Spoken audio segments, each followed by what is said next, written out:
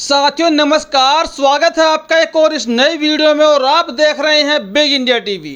देश में 2024 का लोकसभा चुनाव बेहद करीब है और देश में बनने वाला है साथियों नया प्रधानमंत्री। साथियों आज बात करने वाले हैं चंद्रशेखर रावण की तरफ से, भीम आर्मी की तरफ से जो नीच हरकत की गई है बहुजन समाज पार्टी के लिए नगीना की लोकसभा सीट पर। साथियों आपको एक वीडियो भी दिखाऊंगा। उस वीडियो में कैसे जबरदस्ती भीम आर्मी के कुछ नेता बहुजन समाज पार्टी के प्रत्याशी सुरेंद्र पाल जो कि नगीना में प्रत्याशी हैं बसपा के टिकट पर लोकसभा के, उनके साथ में कैसे कितनी ओछी हरकत की गई है। साथियों इस खबर को लेकर लोगों ने तमाम तरह के ट्वीट किए और भीम आर्मी पर जमकर निशाना भी साधा। साथियों आपको पूरी खबर बताऊंगा विस्तार से।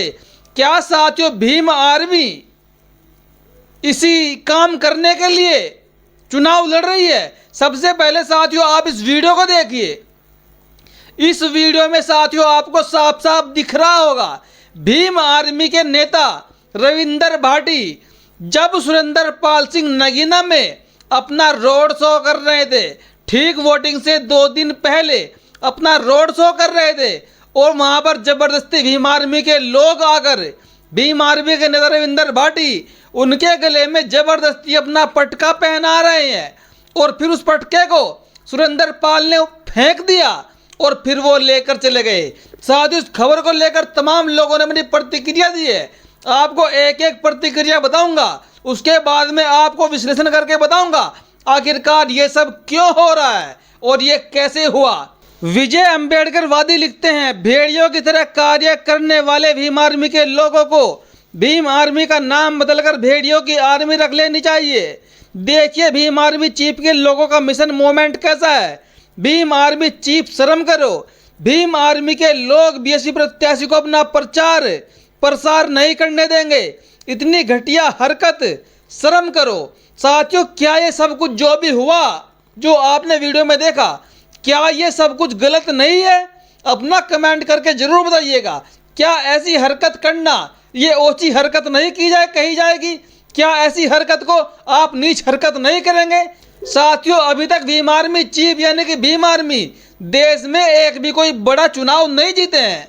न तो इनका अभी तक कोई विधायक जीता, न कोई इनका अभी तक सांसद जीता, लेकिन जीतने से पहले ही इनके लोगों का ये हाल है। इनके लोगों के कारनामे ऐसे हैं जिसको देखकर साथियों कहीं ना कहीं आपके मन को बड़ा दुख हो रहा होगा और लोग ये कह रहे हैं कि जिस दिन ये जीत जाएंगे उस दिन ये जनता का क्या हाल करेंगे जब ये एक प्रत्याशी के साथ ही इतनी नीच हरकत कर रहे हैं। आगे जीतू राजौरिया लिखते हैं, देखिए कैसे सरेआम नगीना में भीम आर्मी के कार्यकर्ता गुंडाई कर रहे हैं।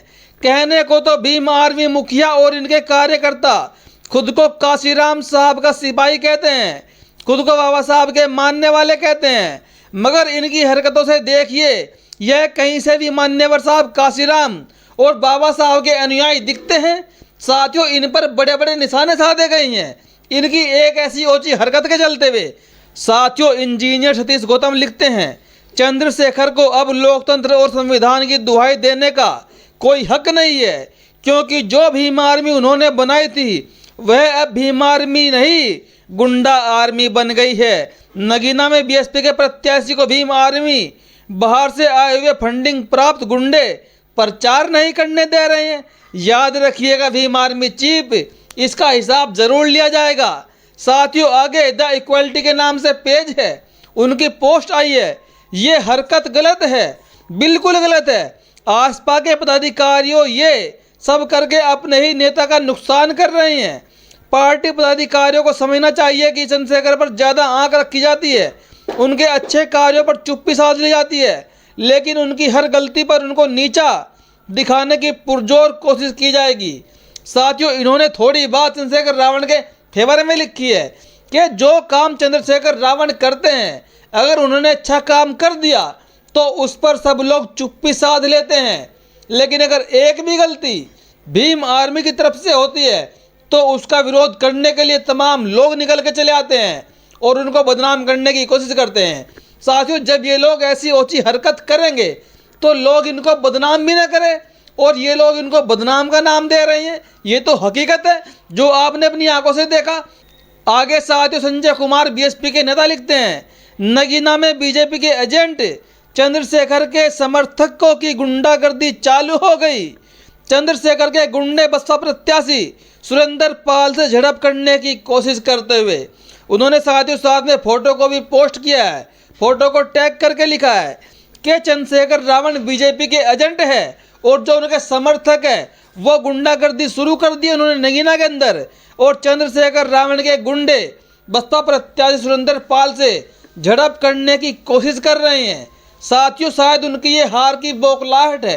कुछ लोगों ने तो ये भी लिखा है, आगे देखिए साथियों, अजय पटेल लिखते हैं, देखिए भीम आर्मी के गुंडे बसपा प्रत्याशी के साथ कैसे हुल्लड़बाजी कर रहे हैं। ये हुल्लड़बाज अपना पटका जबरदस्ती बसपा के सर पर मढ़ रहे हैं। इन लोगों को अपना पटका खुद पसंद नहीं आ रहा, जबरदस्ती बसपा को थमा रहे हैं संभालने के लिए। साथियों इन्होंने साफ साफ लिख दिया कि भीम आर्मी के गुंडे बसपा के प्रत्याशी को जबरदस्ती हुल्लड़बाजी करके अपना पटका, जो पार्टी के नाम से एक पटका होता है, उसको बसपा समर्थक के गले में, सुरेंद्र पाल जी के गले में जबरदस्ती डाल रहे हैं। आखिरकार ये लोग साबित क्या करना चाहते हैं? ऐसे साथियों कुछ लोग कह रहे हैं कि जो चंद्रशेखर रावण का अच्छा प्रभाव नगीना की सीट पर पड़ रहा था और लोग उनको वोट देने की कोशिश कर रहे थे कि अच्छी बात है, इस बार चंद्रशेखर रावण एक युवा है, सामाजिक नेता है, अगर यहाँ से वो जीत कर जाते हैं तो कहीं ना कहीं समाज का भला करेंगे। लेकिन जो उनके समर्थकों की आज ये ओछी हरकत की गई, क्या इसको देखकर लगता है क्या भीम आर्मी सही ट्रैक पर चल रही है? साथियों कुल मिलाकर आप भीम आर्मी की इस हरकत पर क्या कहना चाहोगे? अपनी प्रतिक्रिया कमेंट बॉक्स में ज़रूर दीजिएगा। और हमारा चैनल साथियों इसकी बिल्कुल निंदा करता है कि ऐसी हरकत बिल्कुल संविधान के खिलाफ है, लोकतंत्र के खिलाफ है। और कुछ लोग तो ये भी लिख रहे हैं कि इन लोगों को पुलिस भी खड़े खड़े देख रही थी लेकिन पुलिस ने इनको कुछ नहीं कहा। और कुछ लोगों ने यह भी लिखा कि इन गुंडों को तो पकड़कर जेल में डाल देना चाहिए, क्योंकि ऐसी ओछी हरकत सिर्फ गुंडे और गुंडे ही कर सकते हैं, जो कि जबरदस्ती का कार्य है। साथियों आप जानते हैं नगीना की लोकसभा सीट पर जो मामला है वो त्रिकोणीय हो गया है। त्रिकोणीय छोड़िए, आप उसको चौकोणीय बोल गए, क्योंकि साथियों वहाँ पर बसपा, सपा, भीम आर्मी, भाजपा सबने अपने अपने प्रत्याशी उतारे हुए हैं। लेकिन वहाँ पर साथियों जो मुकाबला दिखाया जा रहा है वो मुख्य रूप से साथियों बसपा प्रत्याशी और साथियों समाजवादी पार्टी के प्रत्याशी के बीच दिखाया जा रहा है। क्योंकि साथियों इस सीट पर बीएसपी की तरफ से सुरेंद्र पाल सिंह मैदान में है, भाजपा की तरफ से ओम कुमार मैदान में है जो पिछली बार भी मैदान में थे, और समाजवादी पार्टी की तरफ से मनोज कुमार मैदान में है, और साथियों चंद्रशेखर रावण तो मैदान में है ही। और ये सीट साथियों आरक्षित कोटे में आती हैं, रिजर्व कोटे में आती है। इसलिए साथियों यहाँ पर सिर्फ और सिर्फ एससी कैंडिडेट ही चुनाव लड़ सकता है। साथियों ऐसे में चारों के चारों प्रत्याशी एससी कैंडिडेट है, लेकिन मुकाबला साथियों टक्कर का होगा। ये तो समय ही बताएगा कि इस सीट का सरताज कौन होगा। साथियों चंद्रशेखर रावण की पार्टी की हरकत से कहीं ना कहीं चंद्रशेखर रावण का 20 से 30% वोट बैंक बड़े आराम से खिसक सकता है, छूट सकता है।